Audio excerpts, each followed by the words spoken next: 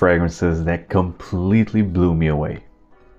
Hi everyone, I'm Jolima. I always loved fragrances and this is my channel Scented Moments, where we discuss everything about fragrances since 2018.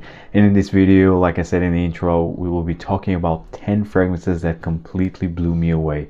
Now I will not be ranking this list, however I will divide this list into two categories. The first category will include 5 fragrances that blew me away in the beginning of my journey, when I started collecting since 2016, and the other 5 fragrances are fragrances that more recently blew me away.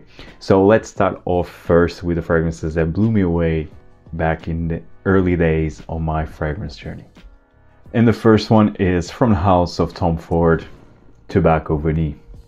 Tobacco Vanille is the fragrance that started my niche journey actually. Now, Tobacco Vanille is not a niche fragrance technically, but it's in the high-end exclusive designer line of Tom Ford. And when I discovered this fragrance, actually I was in Vilnius, Lithuania. This was in 2017. First time I was in Vilnius actually with my girlfriend back then. Now she's my fiance. And when I discovered this fragrance at the perfume store, they also had like niche fragrances. Like they had some exclusive fragrances like the private blend of Tom Ford, and then they also had like niche fragrances which they still have actually.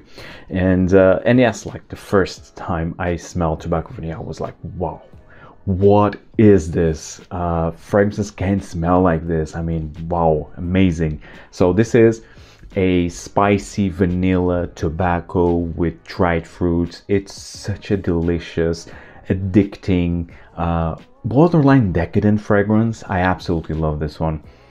And I have this fragrance like for years now. This is, I think, one of the vintage or earlier formulations of Tobacco Vanille.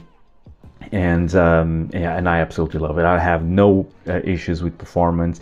I mean, this is the reference in terms of sweet tobacco vanillas. This was released in 2007 actually. It was one of the original fragrances of the private blend, because the private blend came out in 2007 with 6 or 7 fragrances if I'm not mistaken. One of them was Tobacco Vanille, and there is a era before and after Tobacco Vanille, in a perfume wise, of course, because before Tobacco Vanille you didn't have any of these sweet vanillic tobacco fragrances, and after Tobacco Vanille, I mean, yeah, it's almost like every brand has like a sweet tobacco type of fragrance. Some more close to Tobacco Vanille, others a bit more unique, but in the end, here it's where it all started with Tobacco Vanille. Absolutely love this one. This one is really one of those fragrances that I will always cherish in my collection. It's yeah, it marks a chapter in my perfume journey. So yes, I will hold always very dearly to Tobacco Vanille by Tom Ford. And the next fragrance from the house of Andy Tauer, Au Coeur du Désert. Now, technically, I should mention L'Air du Désert Marocain instead of Au Coeur du Désert, because L'Air du Désert Marocain was the fragrance that I tried first and the one that really blew me away. I purchased right away like this again in 2017. It was my first fragrance from Tower. It was I do believe it was also my first like amber fragrance, because actually L'Air du Désert Marocain is one of those fragrances that are already a classic. It's a reference in terms of vanilla. It's a masterpiece actually. However, I do not have like a bottle of L'Air du Désert Marocain here in Vilnius. I still have it in Lisbon, but I'm also referring to Au Coeur du Désert because Au Coeur du Désert, I also discovered it also in 2017, by the late 2017, and I actually have a video early on this channel comparing Au Coeur du Désert and L'Air du Désert Marocain. Although back then I slightly did prefer L'Air du Désert Marocain, but I was still very impressed with Au Coeur du Désert. And finally I have a full bottle, which I added like last year or a couple of years ago actually. This fragrance, Au Coeur du Désert, is basically the next chapter of L'Air du Désert Marocain. See, this has like an ambery book or a book of ambers. So the first chapter is Les Rosés Marocains, where you have lots of layers. It's very airy and dusty, spicy, with amber, of course. And this one, it's more intense, it's more thick, more rich, a bit more incensey, I would say, more dense, dark type of fragrance. And the name kind of fits, because first you have Les Rosés Marocains, like the air of the Moroccan desert, and then you go into adventure in the desert, and then you are in the heart of the desert, where everything is heavy, more denser, the landscape, it's richer.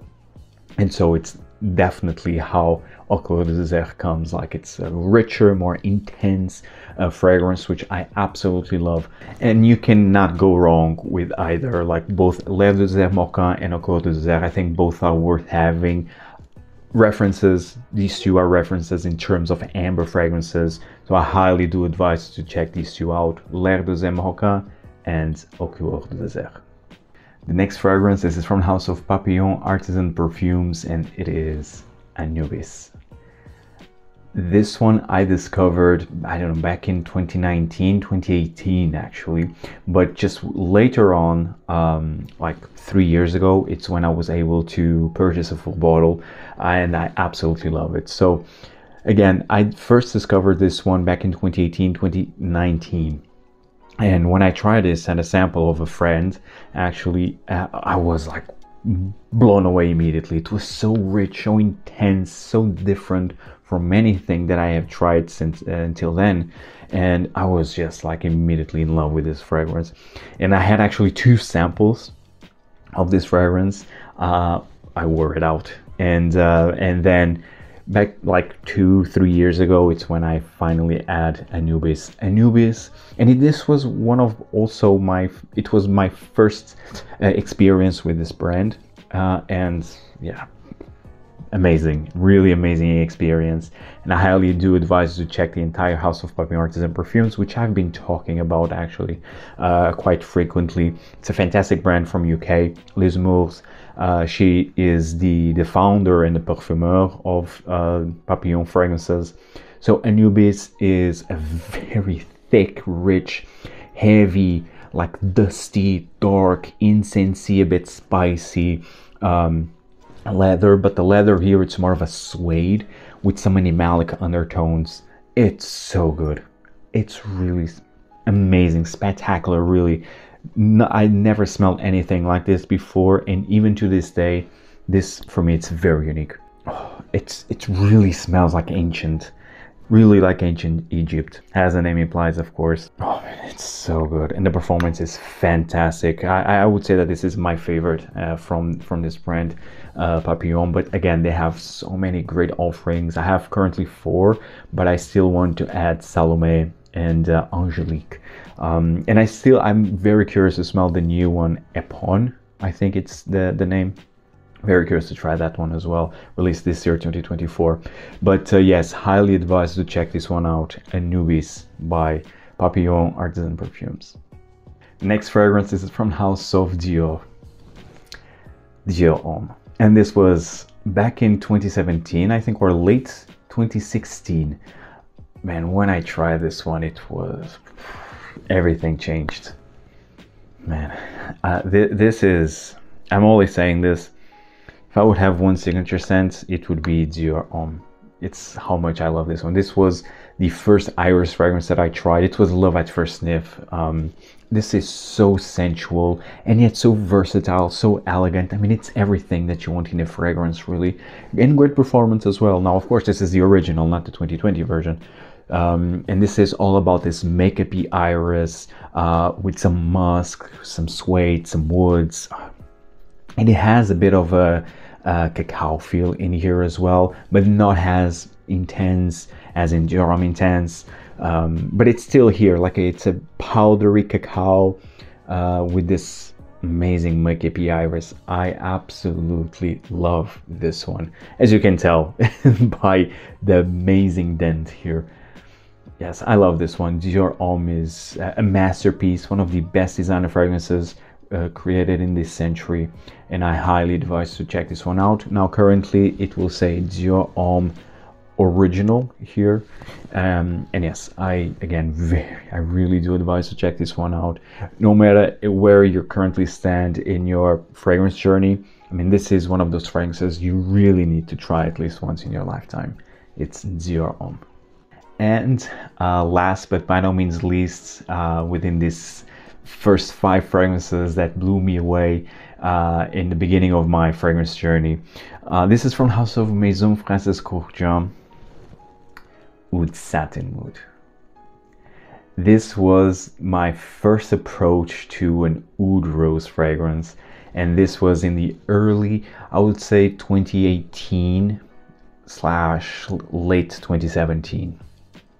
It was love at first sniff. I mean, again, haven't smelled anything like this before when I tried this one, and for me it was love at first sniff. This is so good. And currently I still believe that this is, in my opinion, this is one of the best fragrances from Francis Courtier, from this brand, Maison Francis Courtier. It's so good. It's still a reference in my opinion in terms of oud rose fragrances, but again, it's not like a very woodsy, animalic type of oud in here. I mean, I to be honest, I barely detect any oud. For me, it's more about this rose with vanilla, with some incense, and it has like a velvety texture in here as well. It's to die for. It's so sensual, so mysterious, and so intense. I mean, you have also the extrait, which is even more powerful, but actually I believe that the extrait is a bit redundant, because this one, the Eau de Parfum, it's already very powerful. I mean, 3 sprays, that's it. You don't need more. And I have so many good memories attached with this fragrance. I have this fragrance since 2018 actually, and you can see like it's almost full, because again, 3 sprays, it's all you need. At least, I mean, with this formulation, with this version, I don't know if they reformulate it or not, but at least this bottle, 3 sprays, it's all I need. And it's a great entry-level oud rose fragrance. I mean, you have like a dark woodsy undertones in there, but I do not detect like a natural smelling oud or an animalic oud whatsoever. This is more of an entry-level oud rose fragrance, and it's still for me a reference in terms of this genre. Highly advise to try this one. It's Oud Satin Mood by Francis Courtier, Maison Francis Courtier. And now let's talk about the 5 fragrances that more recently blew me away, starting off from the House of Chanel, from the Les Exclusives, Le Lion, because it's where it all started. My journey started in discovering the Les Exclusives. It was thanks to Le Lion back in 2022, January of 2022. Now, this was released in 2020, if I'm not mistaken, 2020, 2021. And so just a year later is when I discovered this one, and then the rest. You all know I'm a fan of this line. I currently have like 15, I think, Les Exclusives since Le Lion, so yes. It's been an amazing journey, and currently Chanel is my favorite design fragrance. It's how far we came actually. Le Lion, it's so good. Huge lab denim in here, huge lab denim, very bold, very rich, intense, raw lab denim, very furry, like musky, slightly animalic, with some patchouli, and the patchouli here in the base kind of reminds me of Gros, also by Chanel. And you have some citruses on top and aldehydes, of course. Now, this fragrance is often compared with Shalimar, and I do get it, especially in the opening, because both have this vanilla, citruses, a bit animalic, labdanum. But to be honest, Shalimar goes then, at least the Eau de Parfum, it's more vanillic, and then you have an animalic quality in there, whilst here the labdanum is the main note in here. I mean, it's really a rough, furry labdanum. And then you have patchouli, and I do not get any patchouli in Shalimar, and the patchouli here is, and even if you have patchouli and if you smell patchouli in Shalimar, it will be different from the patchouli used in here, because again, it's very close to Coromandel So in the end, while this starts off kind of similar with Shalimar, but then goes into a different territory, and I absolutely love it. And I love Shalimar as well. I mean, it's a masterpiece, it's a timeless classic. So yes, you cannot go wrong with Shalimar. And if you do like Shalimar, chances are that you will also love this one. So yeah, but I would say that this one currently, I think it's more daring, because it's more intense, to be honest. And I would say that this is the most daring Chanel fragrance, especially from the Les Exclusives. It's Lilio. The next fragrance is from House of Meo Fusciuni, and it is Sogni. Love this one. Released last year, and for me, the best release of last year. And I talked about Sogni a lot. So if you're following this channel for a while, you know how much I love this one. I discovered this one at Essence, actually. I discovered the brand actually at Essence last year. And man, Sogni, it's something else. Never smelled anything like this before. This is Incensey. You have this rice absolute accord in here, which is very steamy and ricey. And you have a bit of a vanilla in here, but spicy. This basically represents the journey of Meo Fusciuni in Japan. And I've never been in Japan. It's one of my dream trips, actually. But I do imagine Japan. Japan really comes to mind while smelling this one. This one has a very zen, calming feel. But at the same time, it's so intense. This is a parfum concentration, and all Meo Fusciuni fragrances are parfum concentrations. And this one, while it's very unique and very unusual, but it's very appealing at the same time. I mean, I love the rice in here with the spices and the incense, and it has like a vanillic quality, like resinous vanillic quality, and it's beautiful. And it makes this fragrance very likable, because every time I wear this, my fiance always compliments me, always. So I do believe that this is very versatile and with great performance. So yeah, I highly advise to check this fragrance out, and the entire house of Meo Fusciuni, actually. It's Sogni. Now, the next three fragrances are more recent discoveries, rediscoveries. And talking about rediscoveries, so this is from the house of Frederic Malle, and it is the Moon. And I've been talking about the Moon a lot lately. Now I know that this is very expensive. This is a 100 ml. Retail goes for 850 euros. I mean, absolutely outrageous pricing. But I love this one. And this was a rediscovery, because when I first tried this one a couple of years ago, I was not very impressed, actually. And this year, when I was in Portugal at Embassy Perfumery store, my favorite perfume store, by the way, and I tried this again, and it clicked, really clicked like that, and I was like blown away. It's so good. Actually, I first used a sample. I asked for a sample first, and I just used a sample. This is, I would say that this is currently one of my most worn fragrances, although it doesn't look like by the bottle, but again, because I had a sample, and it was a very generous sample, actually. 5 ml. Gone. Gone in a month. And yeah, then of course I just needed to have a full bottle of the Moon. So the Moon is all about raspberry, and you have this shisha feel into it. It's incensey with rose and oud. It's to die for. It's currently my favorite oud rose fragrance, and before the Moon it was Alhambra Oud by Ramon Monegal, but I still love that fragrance nonetheless. It's still my second favorite oud rose fragrance, to be honest. But yes, the Moon, it's slightly in another level, in another league. Amazing fragrance. I absolutely love this one. Very special fragrance. It's a very special fragrance. Playful, yes, because of that sweet raspberry shisha incensey feel, but it's still very special. Amazing fragrance right here. I would say that this is my favorite from the Desert Gems. I would say that the moon comes first, then you have the night, which I have yet to add to my collection, and promise. I don't care about Hope that was released this year, as I said in one of my videos previously, and because I already tried Hope, didn't care for it because it's basically a lighter version of Promise.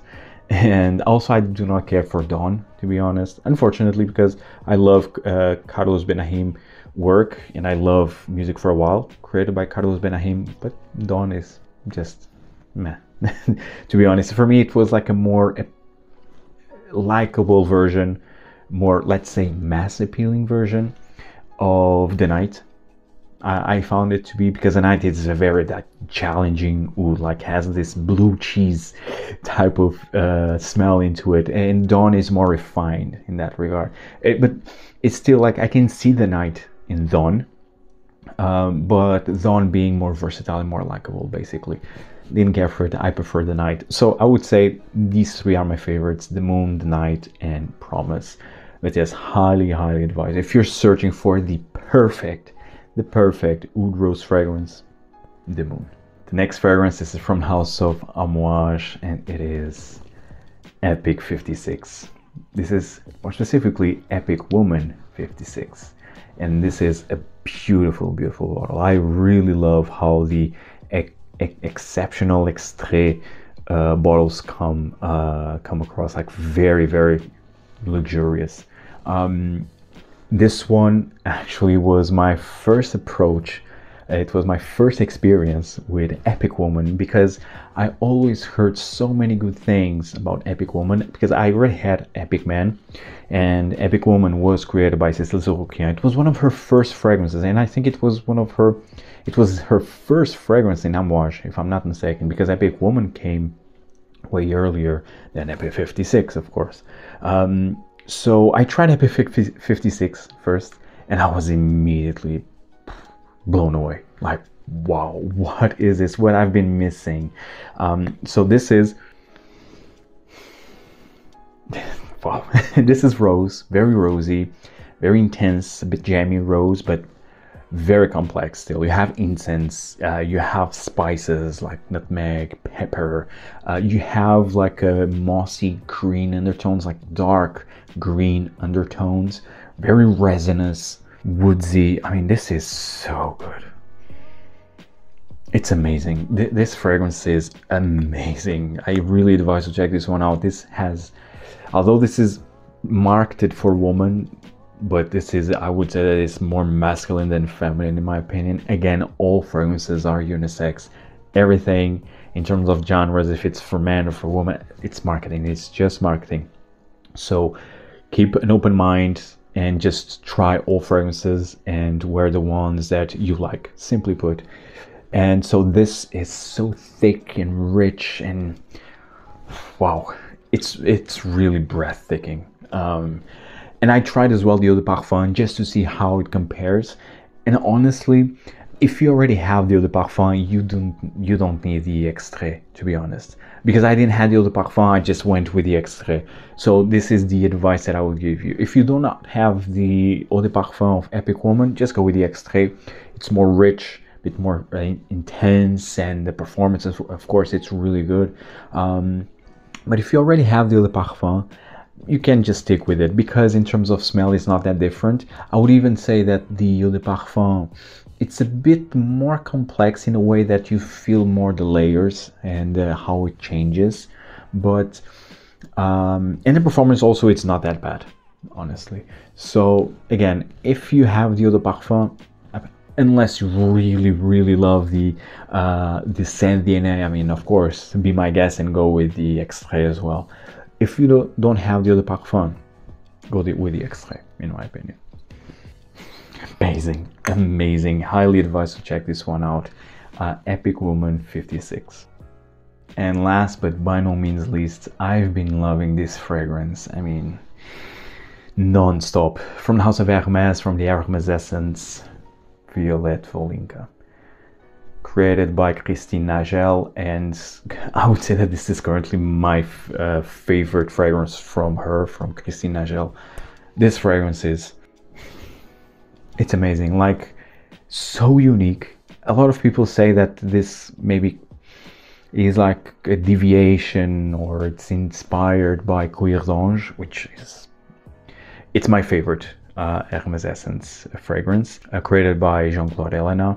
But this one, it's, again, like the name implies, lots of violets in here that gives an ozonic feel into it with leather. This definitely has leather, so it's an ozonic violets. And the violets here also gives like a, almost like a velvety texture with leather, with a very, very elegant leather. In the end, this is a very elegant perfume. And actually the color, this like violet, dark violet, really represents how this fragrance smells like. This is so elegant and so addicting at the same time. Although you do not have like any sweet notes in here, but it's so addicting. It's really that good. I would even say that this also has some musky undertones in here also. Performance actually is really nice, at least on my skin. This lasts the entire day, and I can always get whiffs of this fragrance, and it's always like, wow, so good. So it's highly advised for you to check this one out. Currently, I would say it's my favorite Christina Gel fragrance, although of course Gallo probably her masterpiece. But I still have that fragrance on my wish list, still have to add it to my collection. It's quite expensive. It's a more of a rose leather type of fragrance, and it's more intense and more rough than Violet Volynka. But yes, highly advised for you to check this one out. Violet Volynka by Hermès from the Hermès Essence collection. Finishing this video, guys, let me know in the comments down below what fragrances blew you away either recently or in your early stages of on your fragrance journey. And if you find value in this video, hit the like button, subscribe, check out all my previous videos, and see you in the next one. Take care, guys.